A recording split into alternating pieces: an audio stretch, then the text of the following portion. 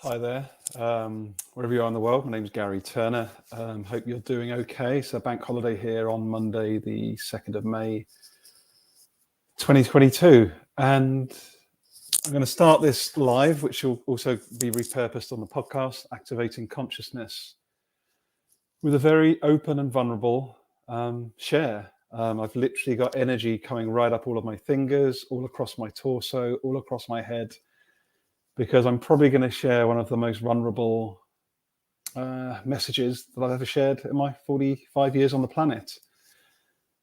And it's really around the topic of what if everything is collapsing? So it's pretty deep, pretty significant. And it's something that I'm very much struggling with myself as a human being right now. Have been for about 10 days. And it's really just around this piece of, having a sense, not only in your mind, but actually in your whole body that, this talk about, climate's heating up, we look what's happening with the wars all around the world, etc. We can take these things as separate topics, but I'm really feeling into, at a felt level, at an embodied level, just how much everything is collapsing right now. And I find it really challenging because I work within myself, right? I work within a sector that is deeply extractive. I sell a product that goes directly into making these plastic bottles, right? I sell solvents that go into manufacturing an insecticide that is proven to be having issues with bee populations. So that's this part of me that is trying to sustain, inverted commas, as part of the Western ongoing business as usual, keep growing, double digit, expand by companies, blah, blah, blah, blah. And then on the other side, you've got this knowing that actually what I'm doing as a day job is directly linking to us walking off the edge of a cliff. And it's a very weird space to inhabit. And I'm wondering if that resonates with you right now, whatever your context is. How are you navigating that? Or are you even aware of how interconnected everything is? And that every choice that we make, every decision that we make is having a ripple effect somewhere else on the planet, and quite often with harm to people that we never hear or speak to. So that's where I'm at the moment. And what I wanted to share is a bit of art, not really an art, a bit of a scribble really, that Gary drew 10 days ago, but I shared on LinkedIn 6 days ago. And what you're seeing on the screen right now is just my way of trying to express how I've been feeling over these last 10 days. And again, we're all individuals. I've got an amazing wife, Jackie, amazing family, very grateful for the job that I do. It does impact every part of humanity. It's very, very rich understanding and learning and interconnection that I sit in. But what I've realized is this in the center that you can see, this squiggly line, which has this mask. That's where I'm sitting. And I think it's where so many of us are sitting right now in this moment as we witness changes in weather patterns, as we witness social injustice and inequity at some of the highest levels we've ever seen, where we're realizing the impact, the felt impact on communities thousands of miles away, that just to allow us to sustain in the relative comfort that we all sustain, that I experience and that sustains my own life. So it's what I want to talk through is this particular diagram, in case it's helpful for you if you're watching this live or watch it back, or even if you listen to it on the podcast, the Activating Consciousness podcast at some point. There's just something around this complexity of which, of course, we all need to handle more, but how do we do something from here? How do I, as Gary, what is my role? Why am I even here with this understanding and this knowledge and this insight? I'm just genuinely confused right now with everything that's going on as to what to do that's helpful or meaningful. So let me take you through what's on this picture.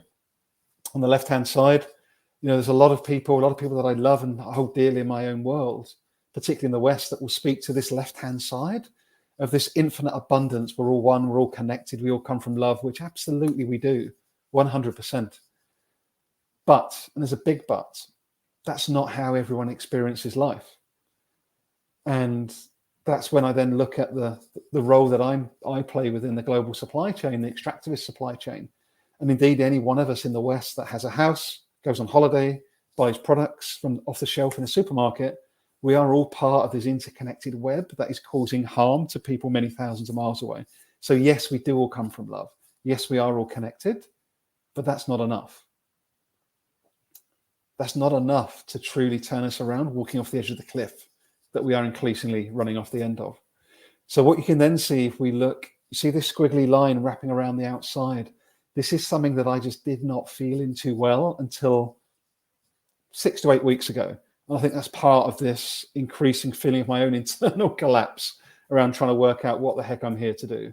Because that squiggly line you can see in the top right is what I'm calling trained culture patterns.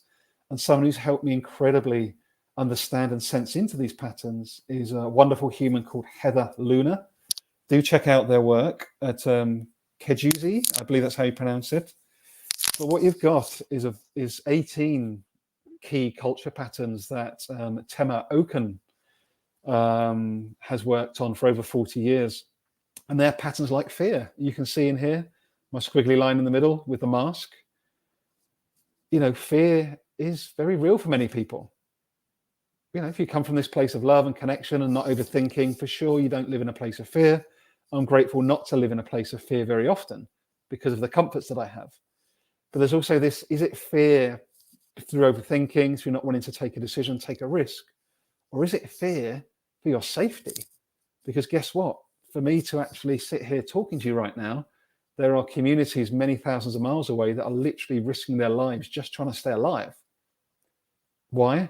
Because global corporations that my company and many others buy from have the rights to extract gold or lithium or other rare earth metals from their land.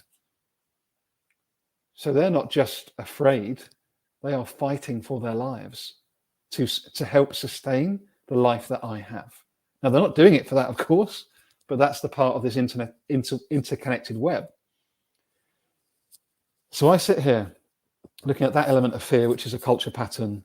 We look at the binary either or culture pattern, which we're seeing all over the world today. It's why we're so divided as a human race or are not dealing with this type of complexity, because we're going down on the either or, the Democrat, Republican, the Conservative, the Labour. Like every system is designed, we've been trained to believe either or is the only option, not to hold a myriad of options with that complexity and work together to work out what's best and how do we center those that are being most harmed by our Western ways in particular. The other big one as well, of course, is the right to comfort. How often do we not speak up? How often have I wanted to express like I am now, but I haven't? So I felt uncomfortable. What if my wife sees this? What if my family sees this? What if my colleagues see this? What if my leaders, my workplace see this? What if? I want to stay comfortable and I want to keep them comfortable. Doesn't stop us running off the edge of a cliff. Individualism, I'm the only one that can do X. These are all range of different patterns that Heather's helped me sense into within myself. And once you see them, it's like seeing that car that you really like, for example. You start seeing it everywhere. You start seeing that, example of behavior everywhere. Once you tune into it, you start to see it everywhere. And these culture patterns are trained. And it's why we see the push towards sustainable aviation, the push towards net zero 2050. Like, it's all about these culture patterns of progress, bigger, more, continue as we are, business as usual. But it's not going to save us as a species. And I know that. We do know that if we're honest, but we're so busy being busy that we don't join these dots. I don't believe. I certainly didn't. So I'm hoping that somehow me expressing today is helpful to give you space to slow down, to connect, and to look at these patterns that are within you, but also within those around you in the workplaces that maybe you work at. What you can then see in this middle section is really where I think we all are. Every human being, I believe, before we put on the work mask to go to work, is coming from that place of more connection. So linked to that infinite piece, but there are some culture patterns that are part of this, us just being who we are day in, day out. We take on stories from our parents, stories from society, for sure, the colonial education system, where we've been conditioned to believe that our way in the West is the right way. Again, back to that culture pattern. But there is a lot of goodness that can come before we put the mask on, connection to ourselves, others and systems, being more connected to nature generally, leveraging networks, that space of innovation and, intuition, etc., that does come before we overthink. There's a lot of brilliant goodness within that space. But if we're not conscious of the trained culture patterns from parents, society, and education, then we can very innocently believe that we all come from love, we're all connected, stay in our curiosity, and then everything will be okay. But that doesn't solve the challenges of those people not being centered many thousands of miles away, which my choices, our choices in the West, are impacting every single day. Now, I don't have big answers or solutions here, people. I'm just sharing where I'm at and why I'm finding everything so confusing at the moment. So then we then look at this squiggly line around this mask again. And this is where it gets really, really complex, but also you can see how these culture patterns are at play. So let's look at most people, most of us, I'm pretty sure, are wearing masks most of the time when we go into the workplace. So we then look at, and what I've done here is using really energy, okay, battery. What's the energy source? Who's got power in these different sections, parts of our lives? This is a whole thing, right? These are not separate. This is Gary trying to make sense of everything in these different parts of the whole, different systems within, with outer, inner parts of Gary Turner today, trying to make sense of it all. So, you know, who's got power? Who's offering energy into our space here is parents, society, education, ourselves. Then you put the mask on, you go to work, inverted commas, and what's at play there? Money, government, corporations, the financial services. They're really the ones that are playing the tunes. Really what you're looking at up here is the matrix. That's really what's going on. And we're swimming in these culture patterns of life that we almost take them as gospel. We don't even see them. It's like the wireless that's allowing me to speak to you now, right? The Wi-Fi. It's there, but I can't see it. That's what these trained culture patterns are around either or binary. You need to be qualified to be right to have a view. How many people don't even get to have an education because of the way the systems are set up, for example? You know, more is better rather than quality. You know, defensiveness and denial. These are all patterns that we just see as being toxic, inverted commas, but they're heavily part of the culture that we're taught through society, education, and parents, media, workplaces, etc. So if we're not staying conscious as to where the power, who's got power, who's influencing us, then we take stuff as gospel, and then we swim in these cultural patterns and take them as truth and don't challenge them. And that's what I'm trying to do with this expression for myself and for you, is to challenge these patterns. You know, is everything so urgent? Well, yeah, you'd say the climate breakdown is probably pretty damn urgent. But to get that report done that the boss wants within the next 2 hours, is that really urgent? Question that. So what happens then as we're in this workspace, and why I've got this funneling down, is that the myopia kicks in, right? And the matrix is doing its job perfectly. We need to keep growing. We need to keep expanding. We need to keep more. Double-digit growth, success, security, goals, fit in, KPIs, conform, stay silent. This is the culture patterns. The result of all of these culture patterns for me is this dumbing down and reducing of our humanity, so that we're so in fear of the job, of putting money on the table, getting food. What if the wife says this? What if my family says that? What if my friends say that? We're so conditioned through these power and energy sources that surround us and these cultural patterns that we give away our agency, and we believe we're not good enough, and we overthink, etc. And we start just buying into these ongoing patterns of behavior that we are surrounded by and that we're swimming in. And it's very innocent. But when we become aware, when we realize what we're swimming in, how do we try and take those patterns down? How do we try and have more of a open, expressive, curious dialogue around all of this? Because the thing that I've learned the most, and I got to thank so much the Possible Futures crew with Samantha Sapaya and Shahana and Anna Denardin, and of course Beelarine Smith as well, Sam and I's journey in the Fisheye Cafe, and many other people, but particularly those.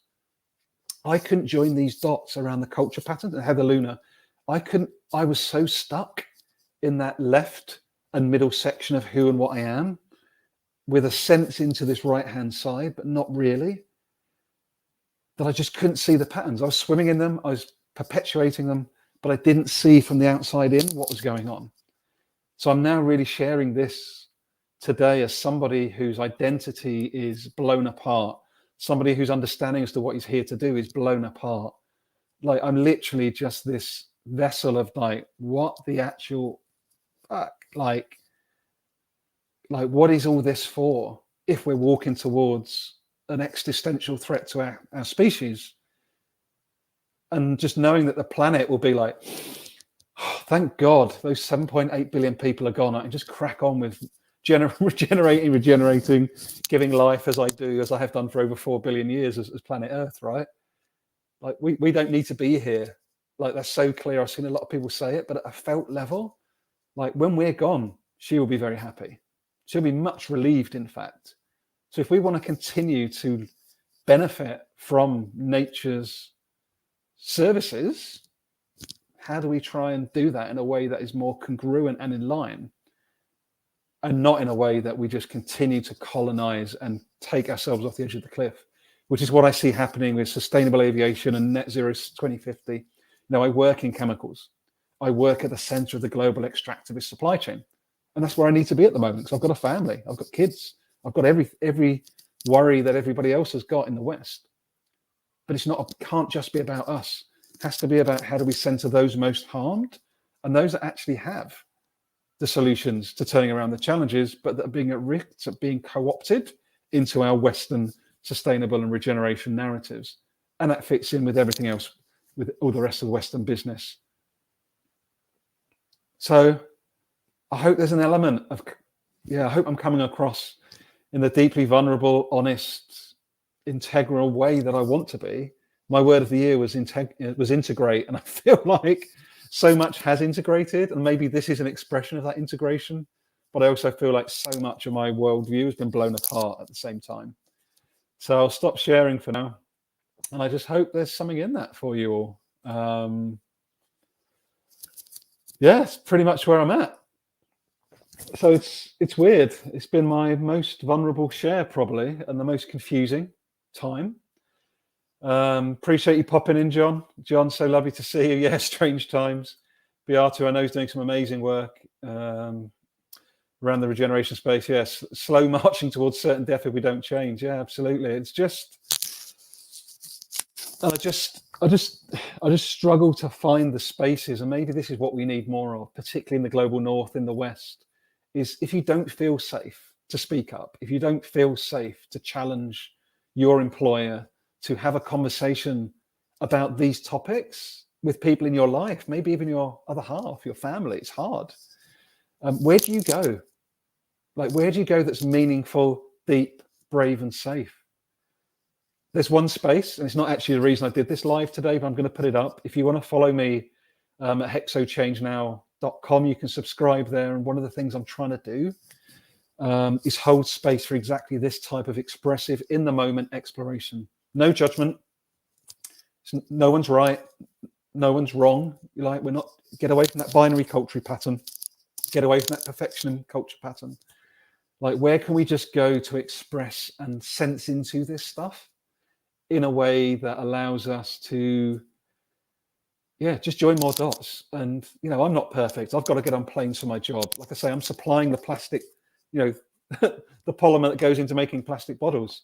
Like, it's such an interconnected web of confusion and complexity, but it's not about me. And I would actually say, if you're watching this and you're from the West or global North, it's actually not about you either. It's actually about those many thousands of miles away in communities that are suffering and are being oppressed and harmed to continue this business as usual that we're experiencing. And I think the more we can center those people whilst connecting dots ourselves in community, genuine community, we've got a chance to try and turn stuff around. But if we believe it's going to come from the next net zero 2050 claim, or the next sustainable aviation claim, or McKinsey coming out with the next 10 steps towards X, it's just not going to happen. I'm going to be very, very constructively challenging there. Now, we've got to decenter ourselves in the West and center those most harmed. I'm working through how the hell I do that. Maybe that's what's going to be the result of this live. But I hope this has been helpful to you. I hope you've taken something away in terms of something to think about. And if you want to follow me, join me at hexochange.now.com. Sign up. I'm holding these spaces. But again, that wasn't why I've done this live today. I just wanted to express where I'm at. And take care. I hope there's been something in this for you. Much love. Stay curious, and all the best for now.